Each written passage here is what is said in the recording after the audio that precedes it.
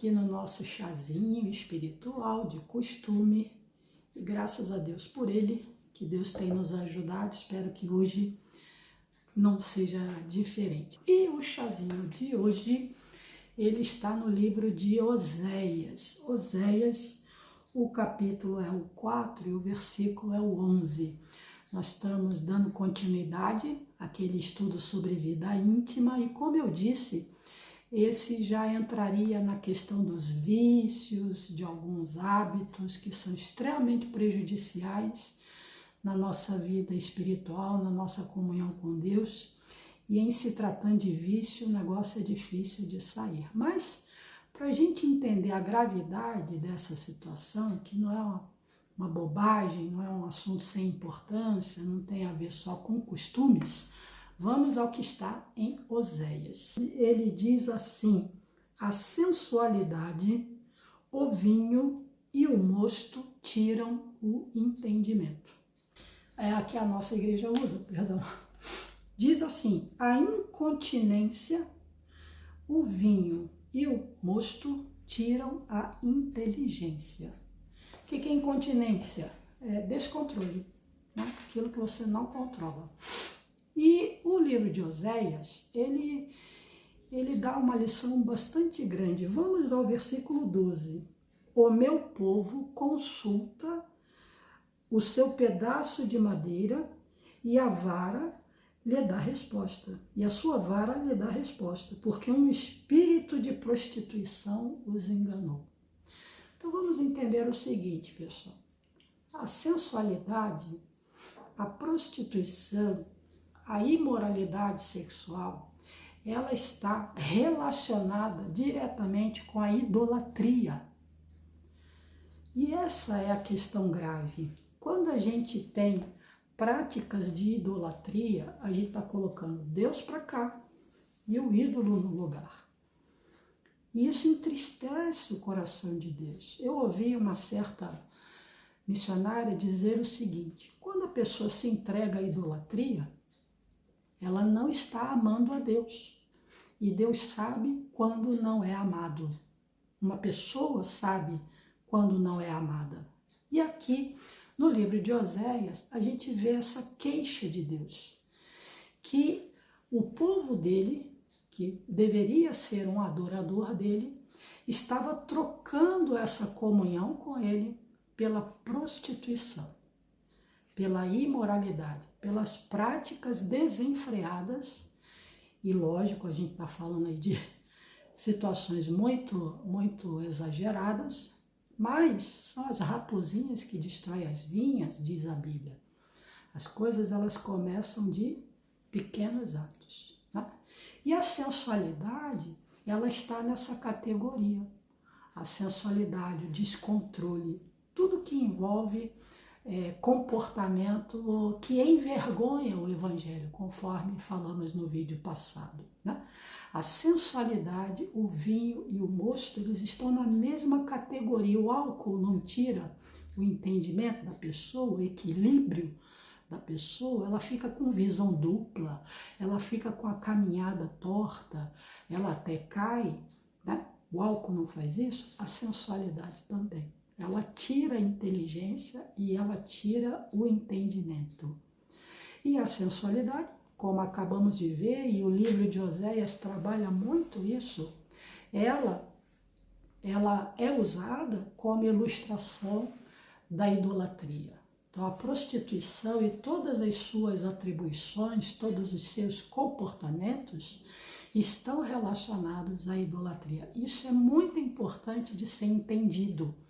Alguns costumes sexuais, lembrando que toda prática sexual tem que ser dentro do casamento. Qualquer coisa fora do casamento é pecado. Então, a prática sexual é sempre dentro do casamento. Mas alguns comportamentos sexuais estão aí inspirados pela prostituição. Mesmo sendo entre marido e esposa, estão inspirados pela sensualidade. E, infelizmente, nós vivemos tempos onde a imoralidade, a idolatria sexual, a sensualidade, ela é apregoada com muita sutileza, desde a infância. A criançada já é ensinada a ser sensual, a começar pelas roupas. Eu não sei se você é dessa época, mas eu só consigo daí ilustrações próximas à minha época, quando minhas filhas eram pequenas. O que era o movimento da Xuxa, né? Depois do grupo El Chan, o que as mamães faziam? Elas vestiam suas crianças com aquela sensualidade, elas ensinavam suas menininhas a dançar daquela forma. Né? Hoje diz-se que algumas dessas artistas até aceitaram a Jesus, mas vamos voltar para cá, a gente está aqui para falar da vida de ninguém. Algumas características sensuais, alguns comportamentos sensualizados ainda permanecem nessas artistas. Recomendaríamos cuidado ao verificar e ao se inspirar nessas pessoas. Eu sou de uma cidade, Rio de Janeiro, onde a sensualidade parece que paira no ar. Normalmente cidade litorânea é assim, as pessoas se vestem menos, as pessoas expõem mais os seus corpos. Ah, pastora, a senhora está dizendo então que é errado ir à praia? Não.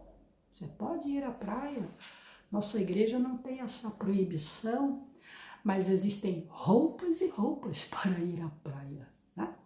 Você tem ali a roupa de banho adequada a ir ao mar, você não vai escandalizar ninguém, porque todos estão com roupas de banho, mas existem roupas de banho e roupas de banho. Né?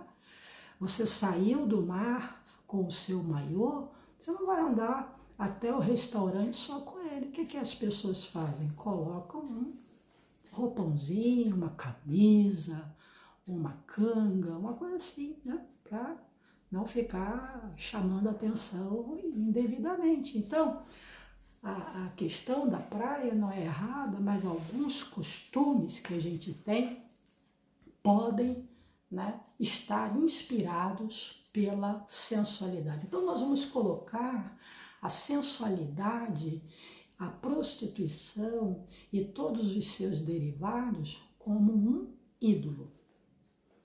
Deu para entender?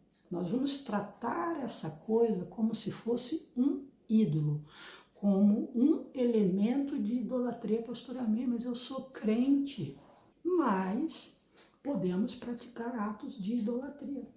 Ixi, e como? Saindo um pouquinho da questão sexual, às vezes a gente idolatra um filho, coloca ele no altar, às vezes a gente idolatra o marido. Então, assim, a idolatria, ela está muito presente na nossa vida e às vezes a gente não se dá conta. Nós vamos voltar aqui para a questão sexual, nós vamos tratar essas inclinações, essas inspirações de sensualidade como um ídolo. Porque a prostituição, a impureza, tudo isso está relacionado à prática da idolatria. Deus se sente traído. Era para a gente ter comunhão com Ele, mas aí a gente se dobra e se curva a deuses, a ídolos, né? Para atender satisfações nossas. Lembra lá no primeiro vídeo, no texto de Eclesiastes, Deus criou o homem para ser reto, mas esse buscou muitas invenções. Então a gente vai começar a tratar, e pelo visto teremos outros vídeos para frente, como as questões da sensualidade, e aí eu não falo só da sensualidade feminina, mas a sensualidade no casamento, aquilo que envolve a vida conjugal como sendo de um ídolo. E olha uma coisa interessante que a Bíblia fala, segundo o livro de Reis, capítulo 15, versículos 2 e 3. Diz assim, tinha 16 anos quando começou a reinar e 52 anos reinou em Jerusalém. Era o nome de sua mãe Jecolias de Jerusalém.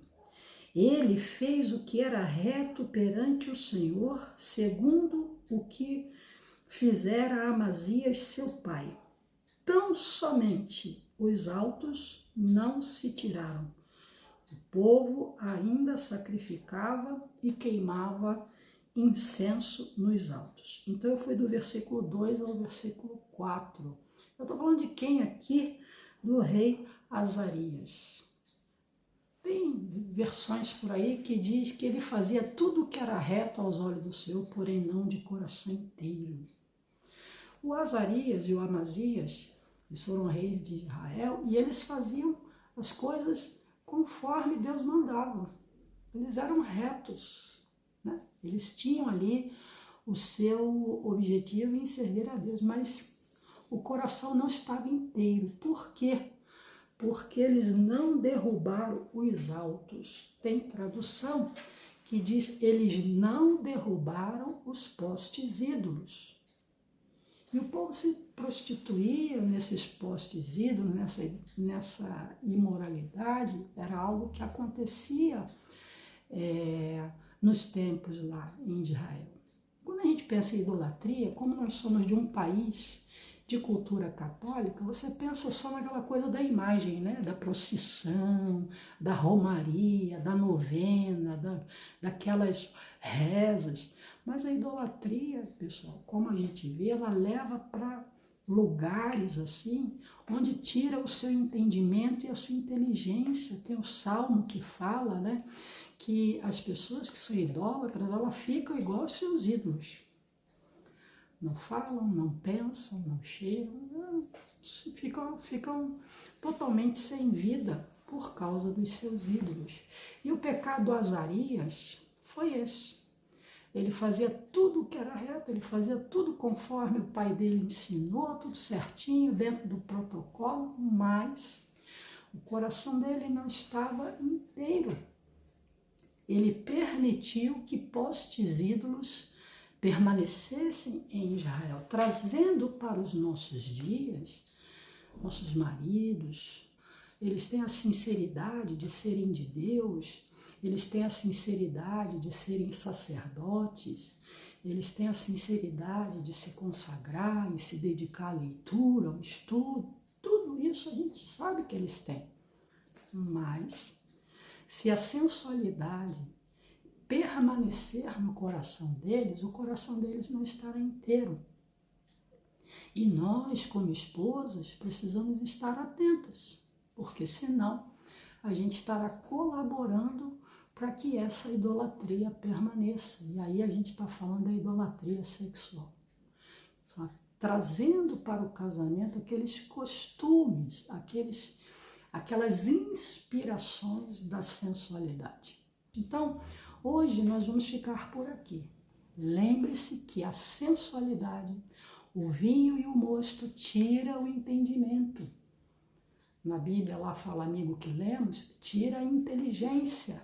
Nós saímos do equilíbrio daquilo que Deus gostaria que tivéssemos. E tudo isso está relacionado à idolatria. Então nós temos que derrubar esse poste ídolo da nossa vida, ajudar os nossos maridos a derrubarem, caso se tenha, aí é cada um examinando-se a si mesmo, não é verdade? Não é assim que diz a Santa Ceia? Examine-se, pois, o homem a si mesmo.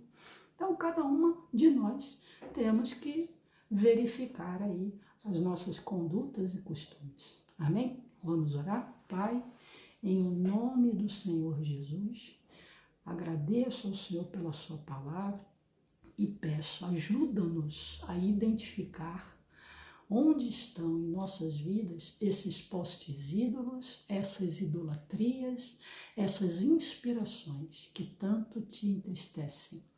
Pai, ajuda-nos com a tua misericórdia e benevolência. Deus, eu sei que há muita gente com problema nessa área e eu não sou melhor que ninguém. Precisamos todas da tua ajuda e do teu conselho.